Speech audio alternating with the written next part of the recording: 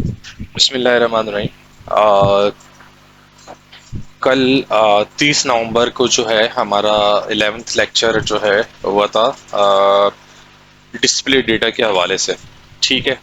अच्छा, हम जो है इस वक्त जैंगो सीख रहे हैं और जैंगो में जो है हम जो ट्यूटोरियल फॉलो कर रहे हैं वो W3 स्कूल्स का है कि कैसे जो है आप जैंगो के साथ काम करेंगे। तो मैं दोबारा से जो है थोड़ा सा रिवीजन करवा रहा हूँ कि आपके पास जेंगो के लिए जो पाइथन का वर्जन रिक्वायर है वो 3.9 है। इसके साथ पिप का वर्जन जो है वो 20.2.3 हो। उसके बाद जो है हम एक वर्चुअल इन्वायरमेंट क्रिएट करते हैं। वर्चुअल इन्वायरमेंट क्रिएट करने के लिए जो कमांड है वो हमारे पास VY-M माई वर्ल्ड, या आप अपना जो भी नाम रखना चाहें वो रख सकते हैं। हमने अपनी एग्जाम्पल में जो है एक प्रोजेक्ट बनाया था अपने डी ड्राइव के अंदर। ये मैं आपको जो है शो करता हूँ अभी। अच्छा, पहले हम कमांड देख लेते हैं कि अच्छा हाँ, वर्चुअल इन्वायरमेंट क्योंकि हमने क्रिएट कर लिया है तो इस वर्चुअल इन्वायरमेंट था मेरा माई ENV। और ये मेरा जो है सॉकर क्लब। ये कैसे क्रिएट होगा ये मैं आपको बताता हूँ कि जब आप अपना वर्चुअल इन्वायरमेंट क्रिएट करते हैं तो आपके पास इंक्लूड लिव स्क्रिप्ट्स और CFG की फाइल जो है क्रिएट हो जाती है आपके वर्चुअल इन्वायरमेंट के अंदर। तो ये आप देख सकते हैं कि वर्चुअल इन्वायरमेंट में इंक्लूड लिब स्क्रिप्ट्स और पाई इन्वायरमेंट डॉट CFG की फाइल क्रिएट हो गई है। अब जो है हमें क्या करना है कि हमें इस वर्चुअल इन्वायरमेंट को एक्टिवेट करना है। एक्टिवेट जब हम करते हैं तो एक्टिवेट करने की वजह से जो है यहाँ पे वर्चुअल इन्वायरमेंट की सोर्स आ जाती है। जैसे इस वक्त हमारे पास जो वर्चुअल इन्वायरमेंट था वो माई वर्ल्ड के नाम से था, तो यहाँ पे जो है माई वर्ल्ड लिखा हुआ आ जाएगा। इसका मतलब आपका वर्चुअल इन्वायरमेंट जो है क्रिएट हो गया है। इसमें आपको जो है इसके बाद जेंगो इंस्टॉल करनी है। जेंगो इंस्टॉल करने के लिए जो कमांड होती है वो PY-M पिप इंस्टॉल जेंगो। जेंगो की इंस्टॉलेशन के बाद आपने जो है इसका वर्जन वेरीफाई करना है। ठीक है। और जेंगो का वर्जन जो इस वक्त हमारे पास है वो हम देख लेते हैं। कमांड प्रॉम्प्ट पे जाके आप सबसे पहले जो है हम जाते हैं डी ड्राइव पे। हमारे पास माई प्रोजेक्ट्स के अंदर जो मैंने वर्चुअल इन्वायरमेंट बनाया है हम उसी की एग्जांपल को जो है आगे लेके चलेंगे। तो सनिया ENV के नाम से जो है हमने एक वर्चुअल इन्वायरमेंट बनाया है। तो CD सनिया ENV, ओके। CD ये वर्चुअल इन्वायरमेंट के अंदर आ गए हम लोग। इसके बाद हमें जाना होगा CD स्क्रिप्ट्स के फोल्डर में और यहाँ पे जाके हमें activate dot batch file run करनी है। ये देखें यहाँ पे हमारा जो वर्चुअल इन्वायरमेंट है वो रन हो गया। ठीक है। अच्छा, इसके बाद जो है वर्चुअल इन्वायरमेंट के क्रिएट होने के बाद आपने क्या करना है। जैसे जेंगो इंस्टॉल की थी मैंने तो आ, इसको Django minus admin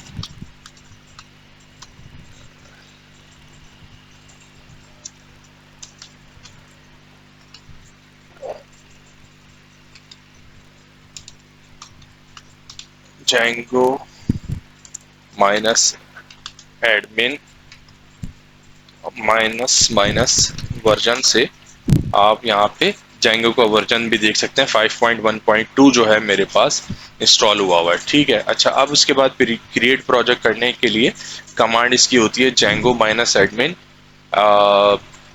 start project my tennis club. ठीक है। जैसे ही आपके लिखेंगे तो क्या होगा कि माई टेनिस क्लब के नाम से एक फोल्डर बन जाएगा जिसके अंदर मैनेज डॉट पाई और माई टेनिस क्लब का एक फोल्डर बनेगा जिसके अंदर inet डॉट पाई ASGI डॉट पाई सेटिंग URLs WSGI डॉट पाई की फाइल्स क्रिएट हो जाएंगे। सही।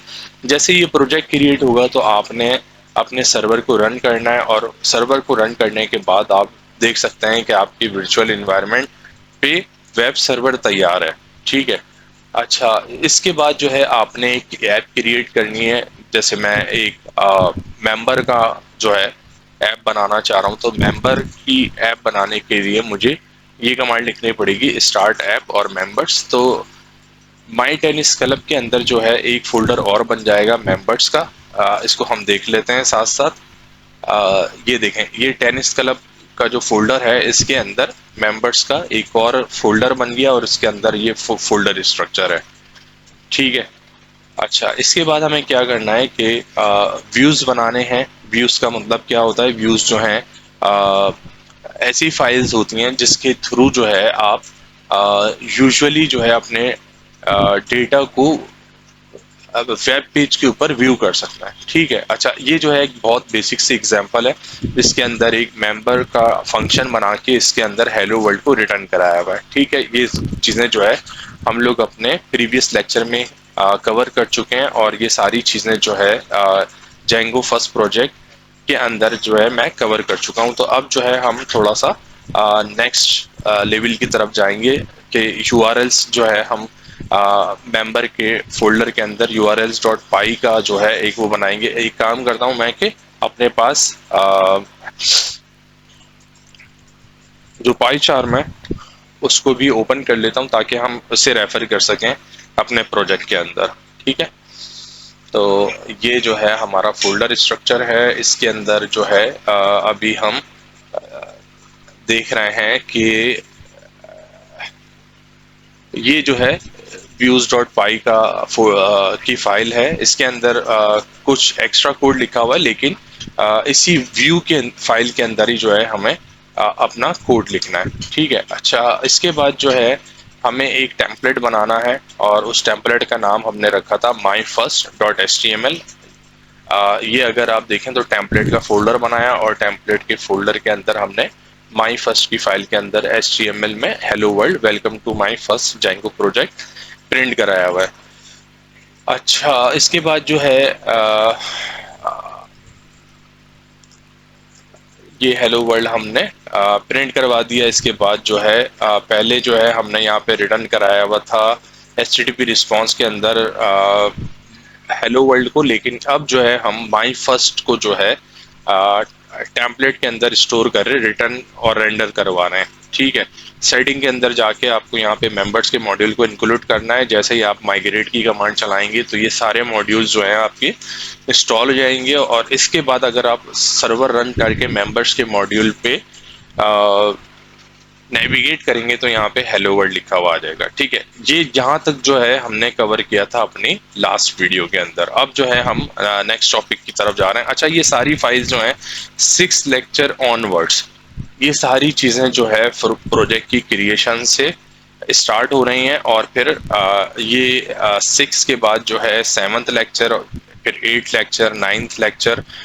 तो अब जो है हम लोग 8 लेक्चर से जो है स्टार्ट करते हैं यहाँ पे कि अब जो है यहाँ पे देखें हमने माई फर्स्ट की जो है HTML फाइल बनाई थी और अब हम जा रहे हैं एक मेंबर का टेबल क्रिएट करने के लिए। और उस टेबल या मॉडल को क्रिएट करने के लिए हमें करना क्या होगा कि हमें जो है मेंबर्स के फोल्डर तक जो है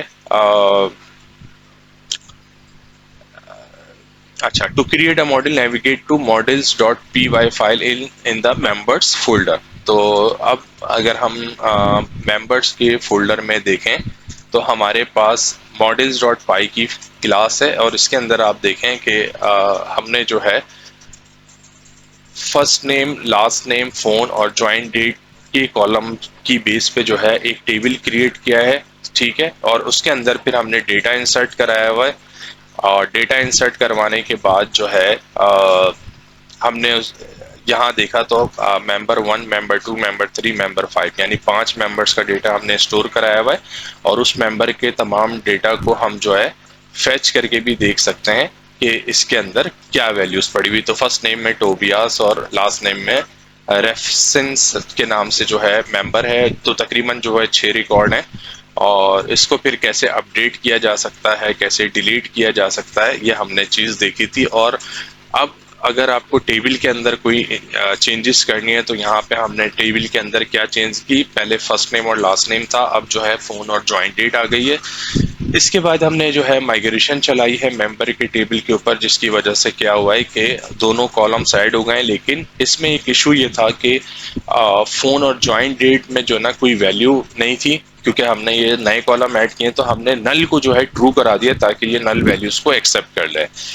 इस तरह जो है हमारे फिर हमने दोबारा से जो है इस एक मेंबर के अगेंस्ट में फ़ोन नंबर और जॉइंट डेट सेव करवाई है, और जब दोबारा वैल्यूज़ हमने देखें तो आप देखें यहाँ पे उसकी जॉइंट डेट और फ़ोन नंबर भी ऐड हो गया टेबल के अंदर। सही है। इसके बाद हमने जो है एक टेम्पलेट बनाया है, और उस टेम्पलेट के अंदर हमने उसका नाम रखा है, टेम्पलेट के फोल्डर के अंदर all members dot H T M L. ये वाला फोल्डर जो है आपको नज़र आ जाएगा टेम्पलेट्स के अंदर, all members dot H T M L. तो मैं करना क्या चाह रहा हूँ कि मैं टेनिस क्लब के अंदर मेरे जितने भी मेंबर्स हैं उनके नाम को मैं प्रिंट करवाना चाह रहा हूँ। इसके अलावा जो है मैं उसके ऊपर एक होम का जो है लिंक बना रहा हूँ।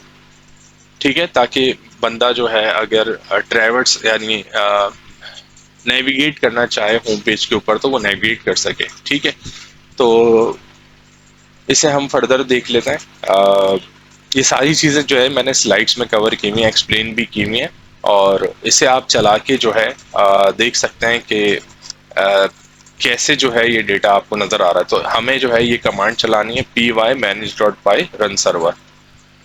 तो मैं आता हूँ और यहाँ पे मुझे कमांड लिखनी पड़ेगी cd और py manage.py run server। देखें यहाँ पे जो है सर्वर मेरा रन हो गया और उसका बाय डिफॉल्ट जो यूआरएल है वो ये आ गया। ठीक है, इसको मैं कॉपी कर लेता हूँ और अपने पास यहाँ पे आके इसको पेस्ट करता हूँ।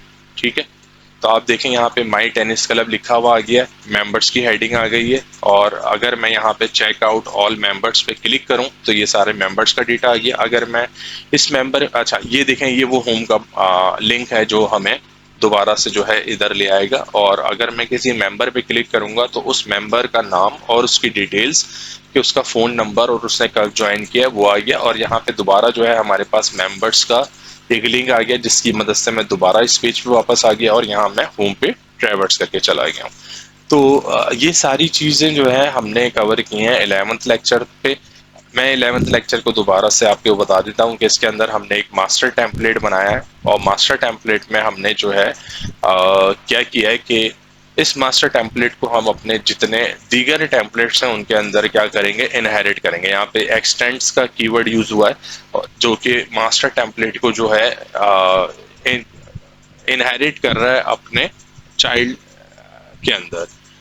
अच्छा, ये डिटेल्स हैं जो हमने प्रिंट कराई हुई हैं, जो आपने देखी थी अभी वेब पेज के ऊपर। जैसे ये मास्टर टेम्पलेट से जो है डेटा उठ के आ रहा है, और ये हमारी जो है इंडेक्स की फाइल है main dot H T M L के नाम से हमने बनाई हुई, जिसके ऊपर जो है ये हेडिंग लिखी हुई आ रही है माई टेनिस क्लब और माई। अच्छा, उसके बाद जो है फिर मेंबर्स की हेडिंग, और उसके बाद जो है मेंबर्स का लिंक बना हुआ है जिससे तमाम मेंबर्स जो है मुझे नज़र आ जाएंगे। तो आप इस स्लाइड्स को जो है गो थ्रू करें, और इसमें कोई भी क्वेश्चन हो और कहीं आप अगर स्टक हो गए हो तो वो मुझसे पूछ सकते हैं। इसके अलावा इसका सोर्स कोड जो है मैंने अपने गिटहब के अकाउंट पे स्टोर भी करा दिया है। नई रिपोजिटरी है फर्स्ट जेंगो प्रोजेक्ट के नाम से। यहाँ जाके जो है आप सारे जो इस कोड है इसको व्यू कर सकते हैं। जैसे मेंबर्स के मॉड्यूल में ये सारी जो है फाइल्स मौजूद हैं। ठीक है, और माइग्रेशंस के अंदर जो हमने स्क्रिप्ट बनाने टेबल बनाने का जो स्क्रिप्ट लिखा था वो मौजूद है। और इसके अलावा जो है हमारे पास इस फोल्डर स्ट्रक्चर में हमने जो व्यूज लिखे हैं, जो यूआरएल की फाइल बनाई है वो मौजूद है। तो आप इससे जो है अपनी हेल्प भी ले सकते हैं। तो आज का मैं लेक्चर जो है यहीं ख़त्म करता हूँ। I hope it will be very helpful for you. Thank you very much for watching.